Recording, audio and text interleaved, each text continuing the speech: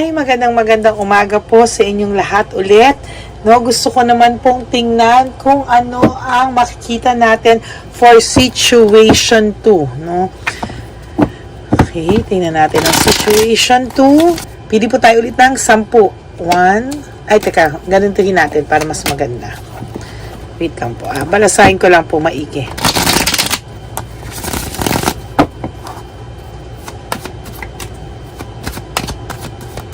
Ang pagsasani puwersa ng dalawang tarot cards po, no?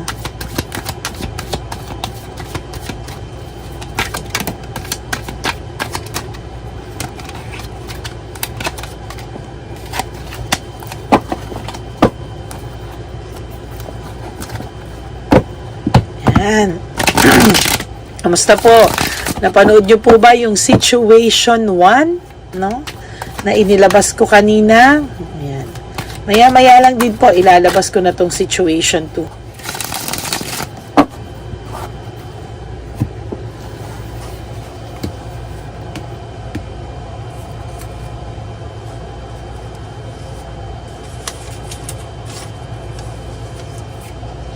Okay, game. Kuha po tayo ng 10. 1,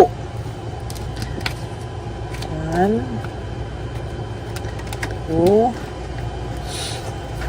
3, 4, 5, 6, 7, 8, 9,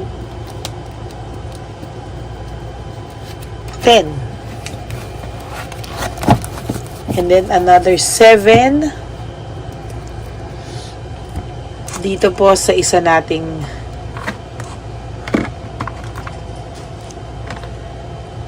Cairo Tarot. Tarot of Dreams, no?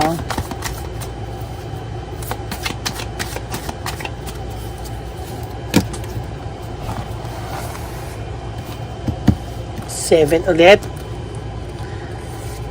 1, 2, 3, 4, 5, 6. Nakuha ko na eh. 7. Okay.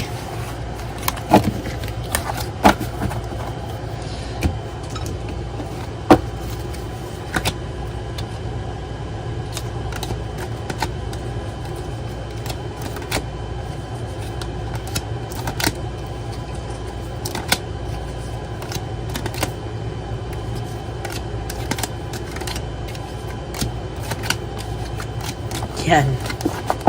Okay, so simulan po natin. Ano po kaya ang mababasa natin sa situation 2? King. Meron dito ako nakikitang difficult decision. No? Nahihirapan po ang taong ito magdesisyon. Hindi na po kasi niya kontrolado yung mga bagay-bagay, no? When it comes to you and to his life, medyo hindi niya po kontrolado yung mga bagay-bagay sa ngayon. No? May nakikita po ako dito na meron po sa kanyang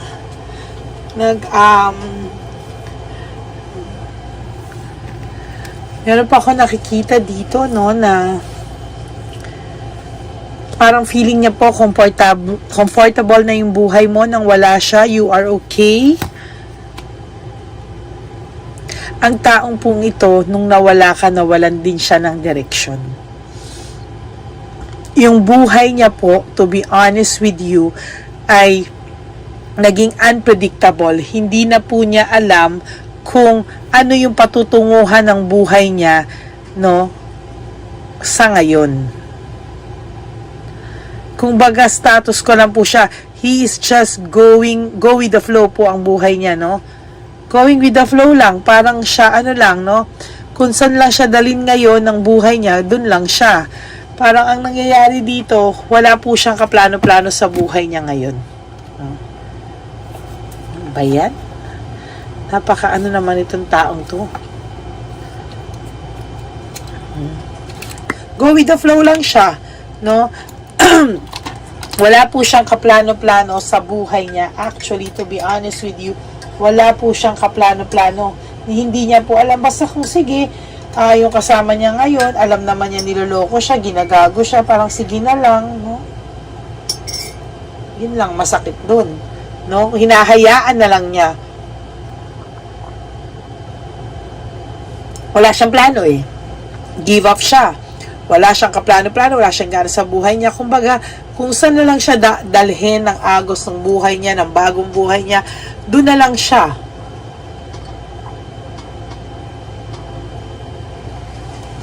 Sorry po, uminom akong tubig. No? Wala po siyang direksyon. Dati po, nung nasa iyo siya, masaya naman po kayo. Lagi may home celebration, ano? Kahit simpleng bagay, kumain lang kayo sa labas, magkwentuhan lang kayo about anything, okay na. Magluto lang kayo together, no? Na-enjoy niya. Pero sa ngayon po, parang napakahirap para sa taong ito ang maging masaya. Nahihirapan po siya talaga sa mga oras na to, na wala ka sa buhay niya, na maging masaya siya. Naging greedy po kasi siya, no? Naging greedy siya, naging mas makasarili, no? Hindi niya po inisip yung ano yung magiging consequences nung pagkawala mo sa buhay niya, no? Yung akala niya po he will be fine. Akala niya na magiging masaya siya kasi feeling niya sa'yo, nakampante na siya sa'yo, nawala na ng spark, nawala na ng gana, no? Parang nagsawa siya sa'yo, nagsawa siya sa routine, yon, no?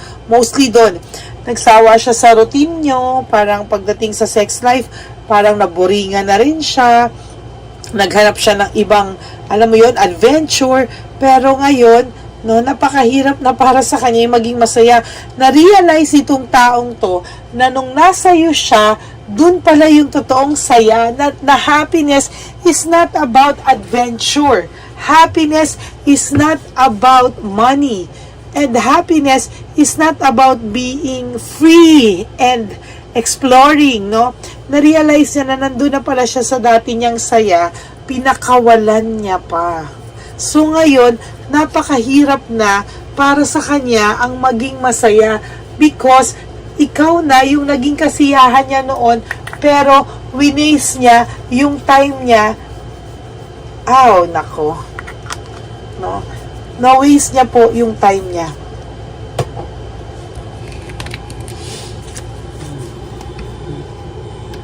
Ngayon, meron siyang clarity. Meron siyang clarity ngayon sa kanyang pag-iisip, no? Yun yung masakit dun eh. Kung kailan wala na sa'yo, tsaka mo pa naisip, nakakagigil tong taong to be honest with you. No? Kung kailan mo pa naisip, tsaka pa, nako. Ayan, no, ngayon, nabaliktad. Siya ngayon yung nasasaktan na ngayon. Siya na ngayon yung nagsasuffer. Siya na ngayon. Yung pinagpalit pa nito sa'yo, talagang hindi ka tanggap-tanggap. No? Hindi talaga katanggap-tanggap-tanggap. Natahimik ako. Para ako nanggigil dito sa taong to. Hindi nag-isip. No? Hindi siya talaga nag-isip. Ayan, ngayon nadi-discourage siya. Nagkaroon siya ng insecurity. Well, deserve mo yan. I'm sorry to tell you, you really deserve that. O ngayon, feeling niya, talo siya. Talo siya, panalo ka. You know, to sa taong to, no, na siya'y nakakaramdam nito, this is not about competition. Kung sinong talo, kung sinong panalo, ginawa mo to, better face it, no? Ayan, no? And merong ibang tao na finace nila. Nagsorry sila, naghingi sila ng patawad. Pero to be honest with you, hindi rin naman po ganon kadali at ganon kabilis. No? Lumabas na naman po yung loss of balance, disorganized, na overwhelm siya masyado sa mga pangyayari. No? Sobra siyang na-overwhelm na hindi niya inakala na babalik sa kanya lahat twice or double, no, yung lungkot na binigay niya sa'yo. Yun lang, no? Yun lang talaga. yung pag-iwan niya sa'yo, leaving behind, walking away, he or she thought na magiging masaya siya. He or she thought na I will be free. I will be in love. Para ako nagbinata, nagdalaga, napakiramdam ko, bumalik siya, feeling niya po, bumalik siya sa pagkabata, no? Sa pagkadalaga at sa pagkabinata, no? Na bumalik yung feeling of in love, yung may mga rosas na ganyan na kahit saan ka tumingin sa paligid mo. Now, he realized and he realized na this is not about love. Hindi pala ito yung this is just parang kababawan and all. That love is a commitment and a choice and a decision. No? Hindi po, oh my God. Ngayon, na-disorganize siya, no? Hindi na po niya makita yung totoong value ng totoong pagmamahal na naranasan niya sa'yo. You know, yung simpleng pagluluto nyo together, simpleng kwentuhan nyo together, pag kayo ay umaalis, nagpupunta kayo sa mga beach or something, napayapa ang mga puso nyo. Ngayon niya lang po talaga nare-realize. Ngayon lang po, no? Yung the way na pagluto mo siya ng favorite food niya, na masaya kayong kakaing dalawa, simple joys, yan ang nagmamatter sa kanya ngayon. Tapos, wala ka pang ginagawa, wala pa siyang ginagawa to correct this. Oh my God. Iwanan mo na si Chabilitang Palaka. Tama ka sa iniisip mo ngayon na hindi itong si Chabilitang Palaka ang magbibigay sa iyo ng saya.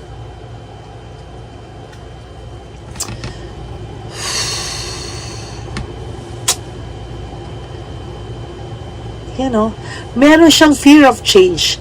No? Ina-avoid niya talaga din na makaramdam ng sakit, na makaramdam ng panghihinayang, kasi feeling niya wala na rin namang mangyayari kahit makaramdam siya ng ganito, kasi to tell you honestly, no? Malulungkot siya.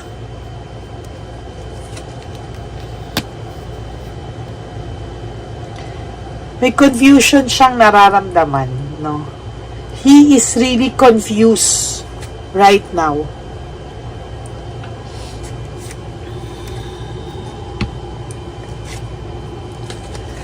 Then, may problema rin po siya financially, no? Financially, meron siyang problema. Why? Yung kasama niya ngayon, ang tingin sa kanya, alkansya, no?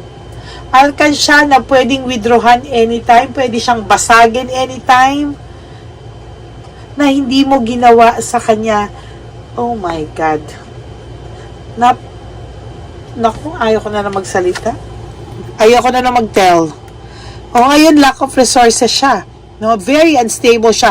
Baon siya ngayon. O, nagpaka-enjoy siya. Then, now, nare-realize niya, I am getting baons with the utang. No? And now, your last card is resentment and desire to reconcile. Ngayon, gusto niyang bumalik sa'yo. There's resentment, there's desire to reconcile. Sana hindi pa huli yung lahat para sa taong to, no? Pero kung hindi pa rin siya gagawa ng move, I am sorry to tell you, mag-move on na po itong subscriber namin, or somehow, naka-move on na siya. Ay, sometimes, no, masakit kasing isipin na, you know, ngayon pa lang, gumawa na siya dapat ng paraan, kasi kung hindi, no, things will eventually will fade and fade and fade. Yung pag-asa mo na ma-win back pa itong nanonood sa akin ngayon na subscriber ko na nasaktan mo, no? Somehow, bahala ka, no? Pag hindi ka pa rin gumawa ng aksyon, no?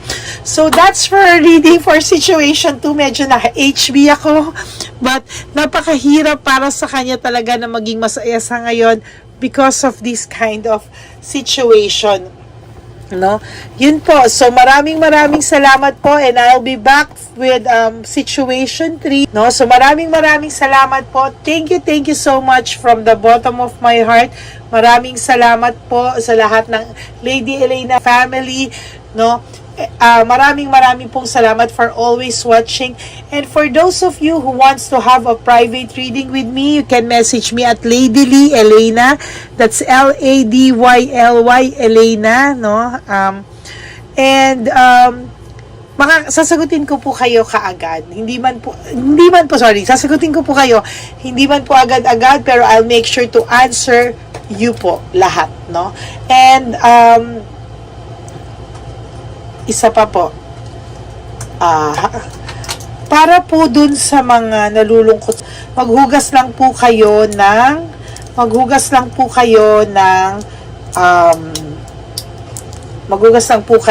ng inyong kamay na may asin, no? And then you will feel good. Kahit pa paano mawawala yung lungkot nyo. Okay? So, that's it for today. And please, no skipping of ads po. Please hit the bell button para po updated kayo sa lahat ng mga bagong videos natin. Most especially, if this is situational, no? Maraming pong salamat. Thank you from the bottom of my heart. Thank you so much, and I love you all. May God bless you all. Bye!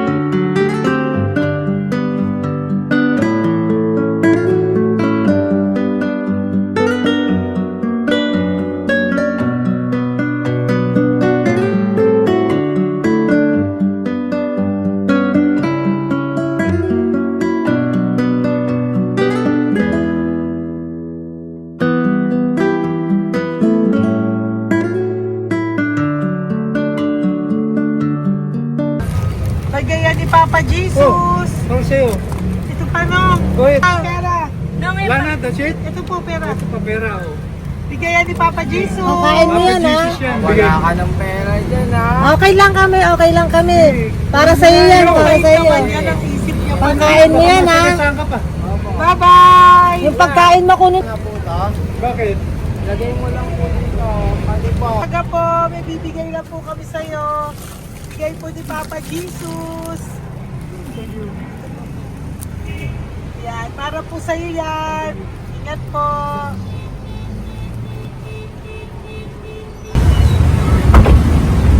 Magandang tanghali po. May bigay po si Papa Jesus sa inyo. Salamat po. Salamat po. Ito po. Salamat po. Tigisa po kayo sa Pampaw. Thank you po.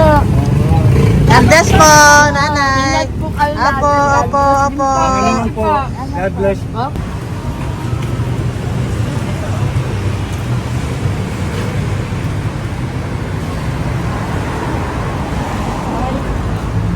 Bigay po ni Papa Jesus sa inyo.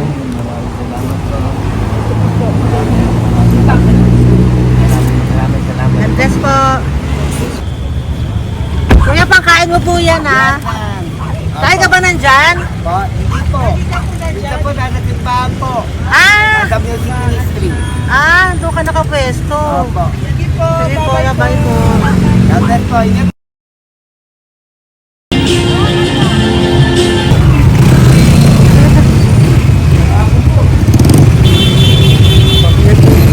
Papa Jesus.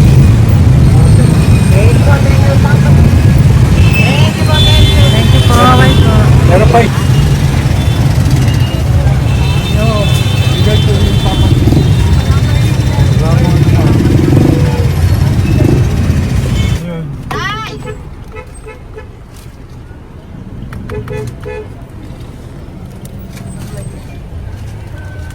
Yun. Tay, para sa iyo po, bigay po ni Papa Jesus. Papa Jesus, eh. Tay, bye-bye. God bless po, God bless.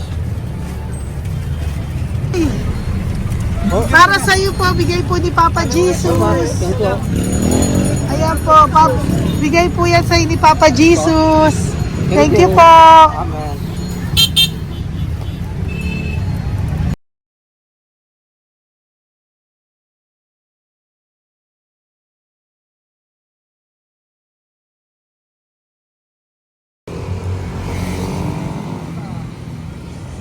Bigay ni Papa Jesus.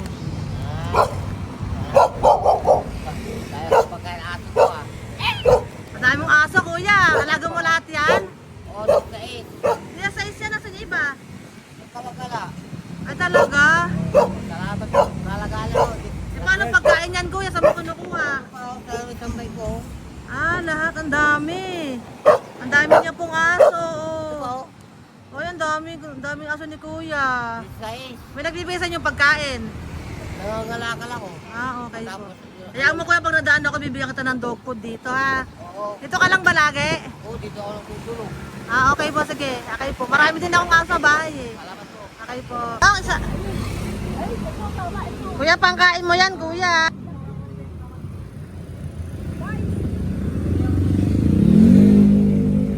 Nangangalakal ka, kuya?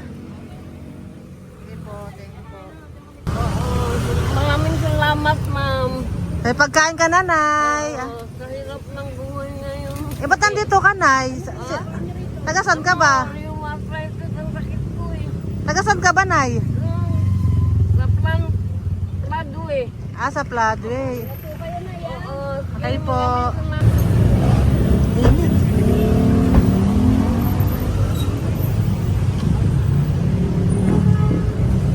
Nay! Bibigay ako sa'yo. Matandaan mo na ako. Ito. Hapon po. Si tatay. Si tatay. Thank you, Nay. Bye po.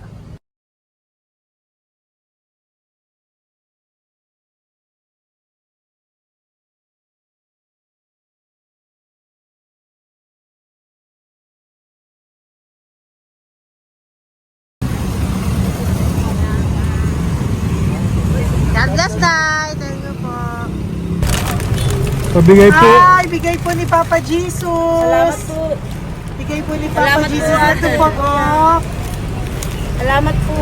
Bigay po ni Papa Jesus. Ito pa po. Salamat po, tay. Salamat po, tita. Bye-bye po. Maraming po salamat. Kayo, ate. Opo, ingat po kayo. Taga saan po kayo? Taga Tayabas, Quezon po kami. Mga aita po kami sa Quezon, mga katutubo. Sige. Ingat po. God bless.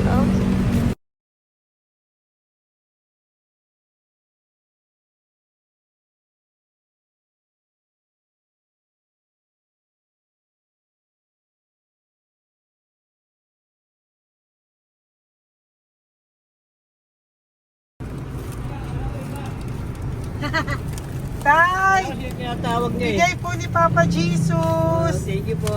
Ayan po. Sobrang Ang sipag mo naman tayo. sipag nyo naman po. Kanina po kasi taglagas ngayon, taglagas. O, pang merienda nyo po yan, Sige po, ha? salamat po sa inyo. Tapos yung road bags po, Kala ko uwi nyo sino po. binubusinahan niya eh. Ah, sige po, Sige na bye-bye po. Thank you po, salamat po, bye-bye.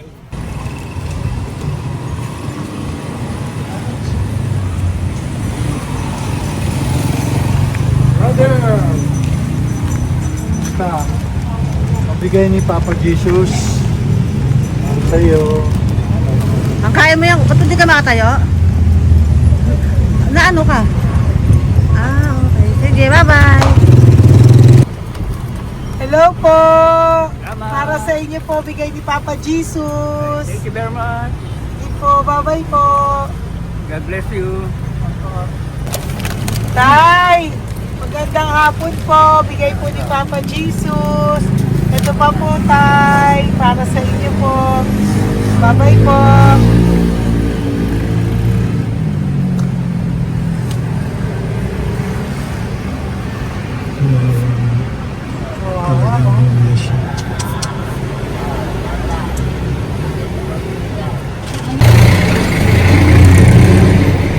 Ate! Ano lang, baka maano siya. Ito po, oh, bigay po sa'yo ni Papa Jesus.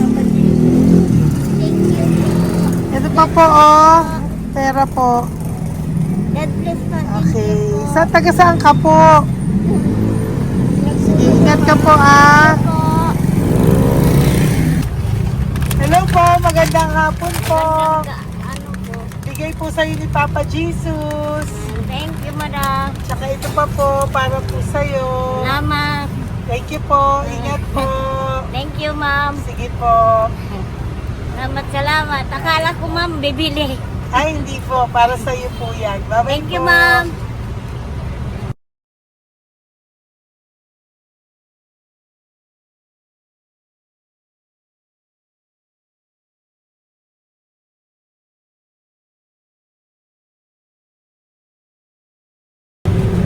Hi. Hirap na hirap. Bibigay po ako ng buso. Hirap na hirap Dito siya. po tayo, dito sa kabila. Hindi mo siya lies pa yan. Kawawa naman. Tay, magandang araw po. Oh Lord. Bigay po ni Papa Jesus. Ay, ito po, ano yung pangdagdag po. Dagdag po, bigay po ni Papa Jesus. Thank you po. Thank you po. Kawawa naman. Diyos ko, hindi na siya makaano ko. Ano? Dapat may tatawin niya lahat. Ano kami yun, nangingilit ko lang. Siyempre, ang bigat niya.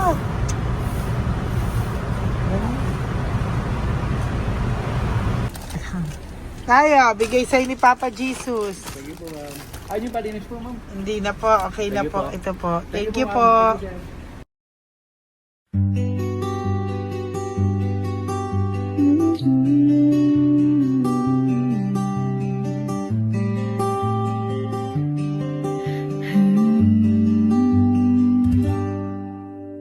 Nasa panahon ako ng kalungkutan, panahon na hindi ko alam ang gagawin. Nalilito, naguguluhan, nagtatanong sa sarili, ano nga ba ang gagawin ko? Nang biglang nag-browse ako sa YouTube at biglang lumabas ang channel mo, ang mensahe na noon ay nilabas mo. Angkop sa nadarama ko. Unang beses lang dumaan ang channel mo sa browser ko. Hindi ako nagdalawang isip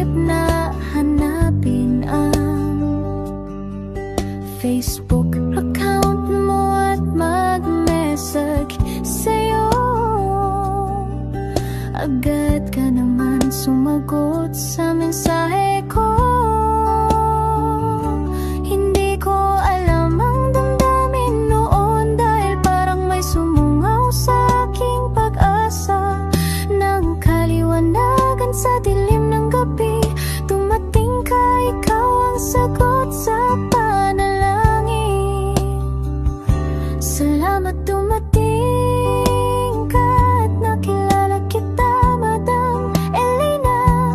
Nabago mo ang pananaw ko. Noon ay malabo, ngunit ngayon ay may linaw na tinatahak. Salamat sa Diyos, ikaw isang anghel